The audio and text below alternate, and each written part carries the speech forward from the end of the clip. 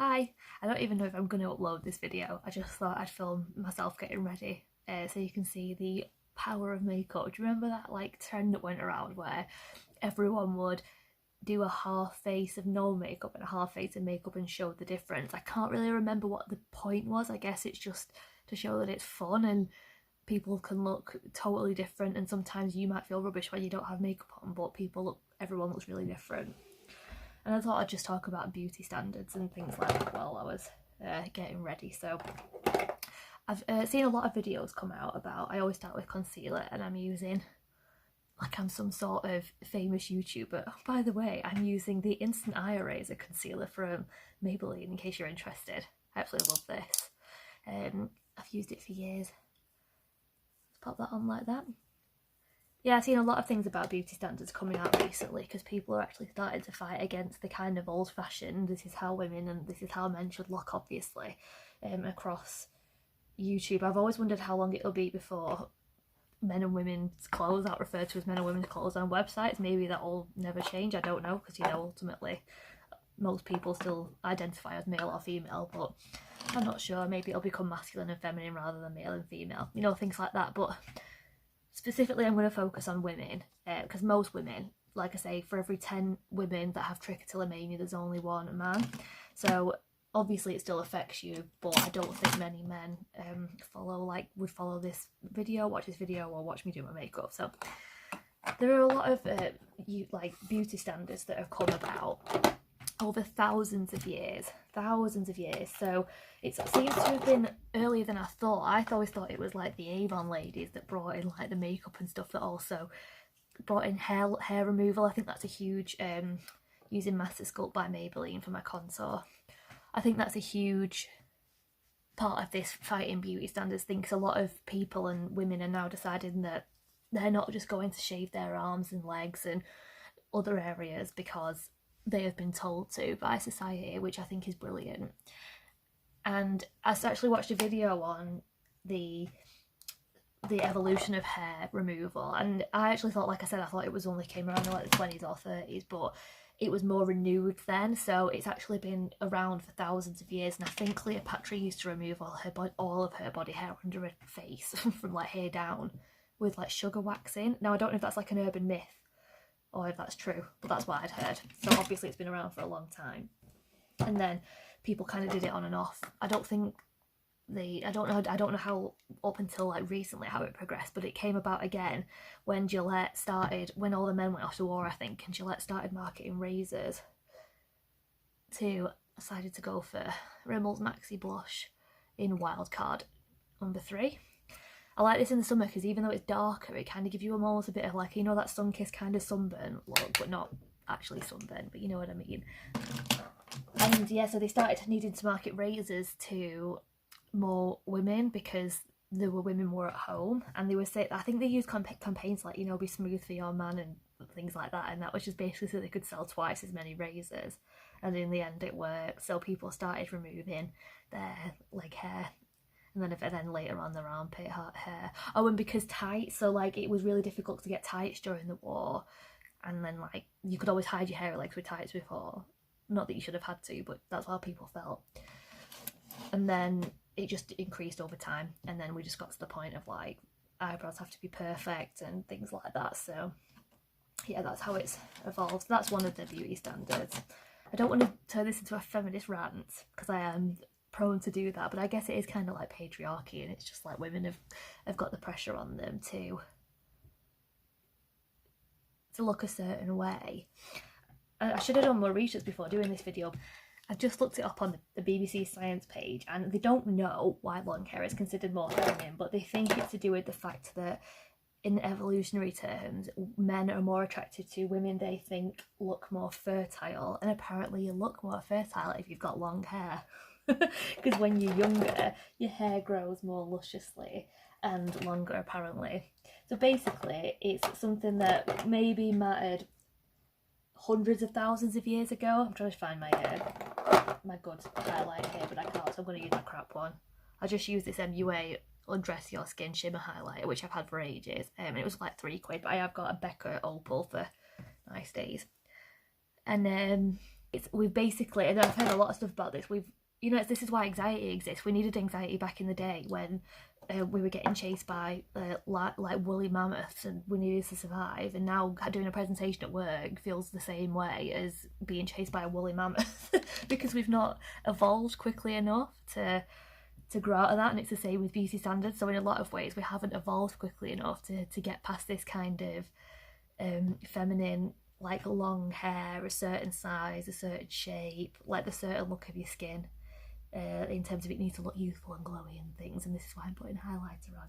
Phrase. We know that people can have babies, and if they have short hair or their hair is in bad condition, it doesn't actually affect how healthy that baby's going to be, but it's just like maybe the chemistry. We need to fight against that. And I think the beauty industry's probably sort of taken that on, and they've thought, right, well, this is the best way to make money, so we'll market it this way.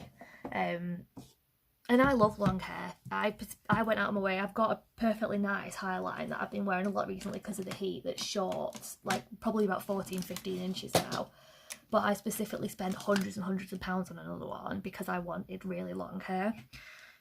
I'm just going to go on to the Violet Voss Pro palette, which looks like this on the inside. It's a bit messy because I don't look after my things, but it's pretty. So, pretty colours. I'm going to go in with Transition for the transition. Shocker. I might add Bestie to the transition, and then I'll let you know what I'm doing next. So,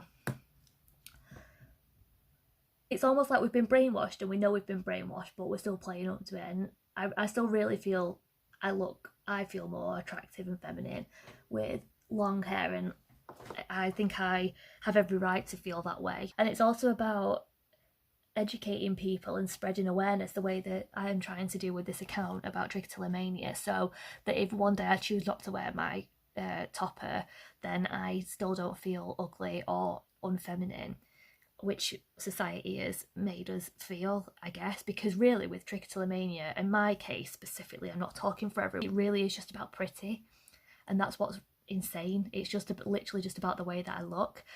It doesn't affect me in any other way. It doesn't physically hurt when I pull the hair out. The emotional distress that comes alongside it is purely the way that I look, and that's the real shame about it. And I guess that's the good thing about these accounts of me sitting here without my hair on, that you know, this is what it's showing, you know, this is what people look like, and this is what I look like. And I don't always want to feel like I'm unattractive and ugly. I'm at a natural state just because that's what society wants me to think, or they can make more money. Not society, but the big brands. So basically this has just turned into a rant rather than the history of beauty standards, because I don't really know any facts. This is all just my opinion, obviously, and I could be completely wrong, but I think mostly I'm not. So I'm gonna make it a bit fun. So I'm gonna go in with this cranberry splash, and I'm just going to put that, a bit on the outside, like that.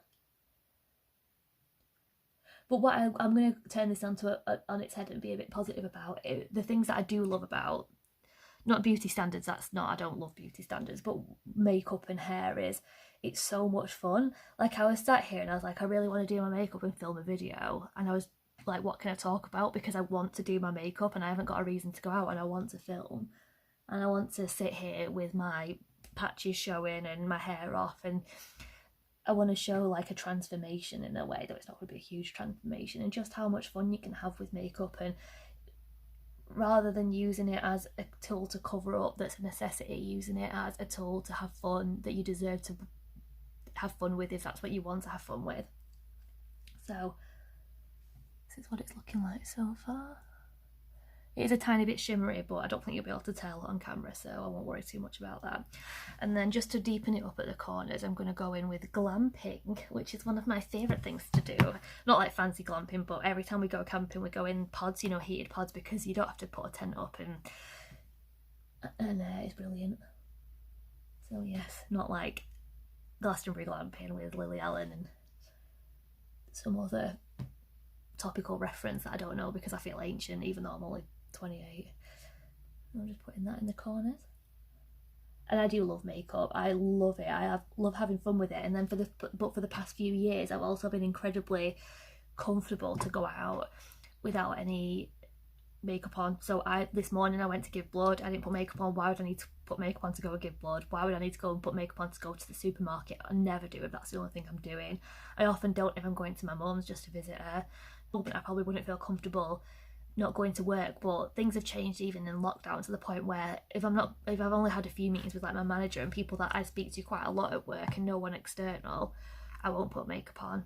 And that's not scruffy, and there's nothing wrong with that. It's just, why should I put makeup on just to speak to some people about like catch-ups and stuff? No one should feel they have to put makeup on ever, and I don't feel I have to. I feel like I want to, and I put it on when I want to, and I want to have a bit of fun. And I hope that you guys feel the same way, and you don't feel like you have to put makeup on to look pretty, and you have to put your hair on to look pretty. And I'm still working on the hair thing, because even now I feel uncomfortable, and I'm aware that my patch has been showing a bit when I turn to the side, and I'm thinking, oh god, what are people going to think when they see this? But I shouldn't be thinking that. That's just, nice people won't think anything when they see this. So it's just, I've been brainwashed, remember. So I'm going to do a bit of a shimmer on the lid. My favourite thing at the moment is like pink shimmery, so I'm going to go in with this So Jelly, which is kind of, it's a bit pinker in real life. I think the shimmer's pink, but you can't pick up the shimmer on. I got this free in my sister got me a Harry Potter advent calendar last year, or my mum, I can't remember, for my birthday, because my birthday's in November, and it was amazing. And this was one of the brushes, because I love Harry Potter, I'm a bit sad. It's like a wand, and I got loads of other good things in it as well.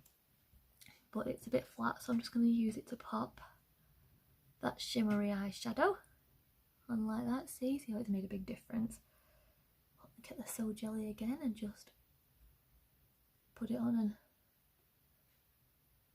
drag it across. So this is what it looks like, and I'm just going to get something slightly lighter. So this is Ploof,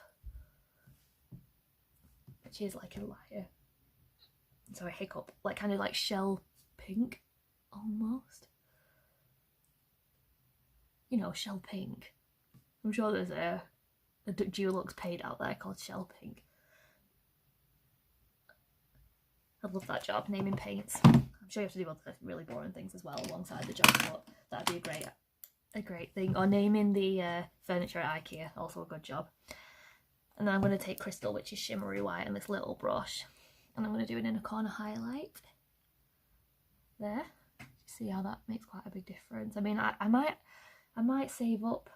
It's like whether to save up for another topper, because now I've got this Instagram account, it's painful how many beautiful hair pieces are out there, and now that I'm more open about it, I can buy hair pieces that don't look exactly like each other. So now I'm thinking, like, should I get a red one? Not like red, like ginger red, like natural red, or you know, different colours, because so basically it's for my bank account, this isn't a good thing. But then I was also thinking, should I save up and get a decent camera? I probably won't bother though, because this will do. I'm not exactly planning to be, I don't know, making tutorials or anything.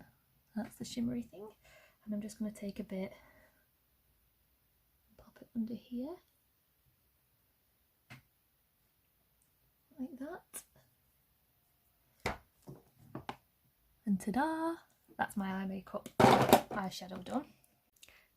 So I had to cut off because I went to keep it less than 15 minutes in case I decided to upload it to Instagram, and Instagram doesn't accept IGTV videos longer than 15 minutes, and it was on 14:51 and I couldn't have filmed and ended in that time.